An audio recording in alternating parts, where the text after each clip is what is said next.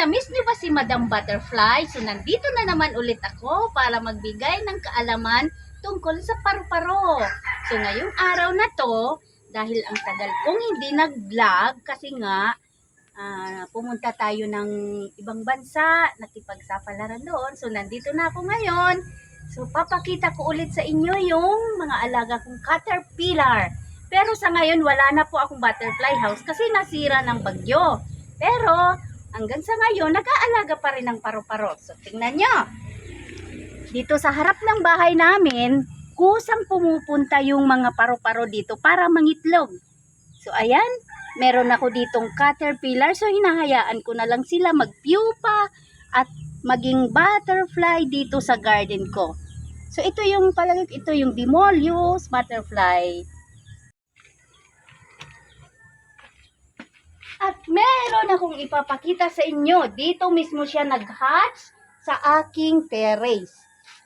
Ito yung Edea leucona o kaya paper kite. So, ang dalawang ito, dito sila nagpiupa sa loob ng terrace namin. So, ito ay bagong hatch pa lang.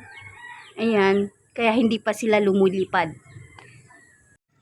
So, hahawakan muna natin. Namiss ko to.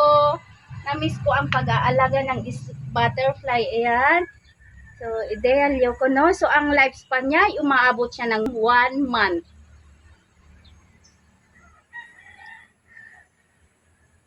So, ibalik na natin.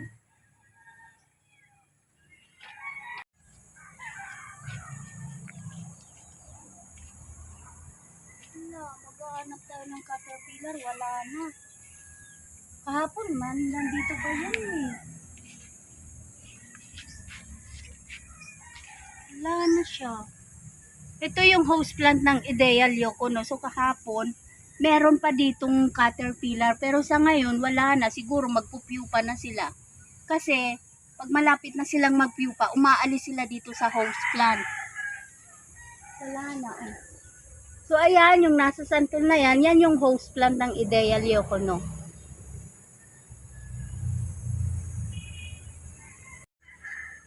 So, ito yung butterfly house garden ko noon. Kaya lang, nung magbagyo, nasira. Kaya ang ginawa ko sa ngayon, dahil wala pa akong butterfly house, so nagtanim muna ako ng mga host plant. Kagaya ng lemon, kalamansi. So ang gagawin ko dito, pupunuin ko siya ng host plant ng butterfly. Yung host plant ng Edea leucona. So sa ngayon, marami na kaming na-propagate. So papadamihin pa namin to. Tapos, meron akong nakitang pupa dito sa aking lemon. Ito siya, charan. So, hinahayaan ko na lang siya hanggang sa mag-hatch. Pero minsan, hindi siya nakakasurvive kasi nga kinakain ng insekto. Pupa siya ng Demolius. Papilio Demolius. Meron pa akong nakitang pupa. Oh, ito yung pupa ng Grappium. Pero dito siya nagpupa sa sa puno ng suha. Yan, ito yung pupa ng Grappium. Galing no, nakailang pupa na nakita natin oh.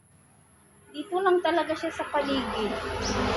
Tapos itong dala ko, yung yung host plant ng birdwing. Yan. So itatanim ko siya dun sa harap ng bahay ko. So ito guys, yung nakita ko pa yung caterpillar ng birdwing. Ayan. So hahayaan ko na lang siya dito, hindi ko na kukunin. Dito lang siya.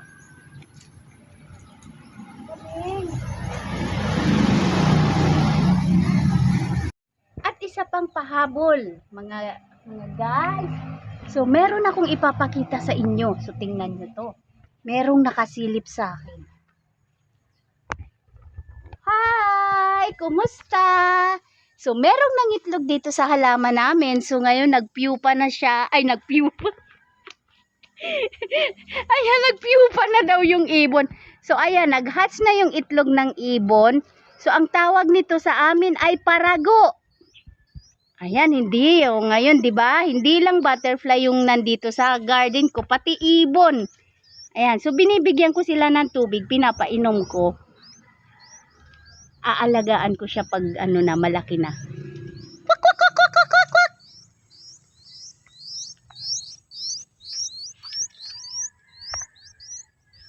So ayan muna ang ating video sa ngayon. So sa susunod na video, siguro madami na tong host plant ng butterfly ko.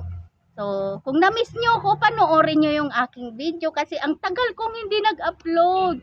Kasi naging kasambahay po ako sa bansang Saudiya, pero babalik pa po ako. Pero patuloy pa rin mag-propagate. So, ayan muna guys. Salamat!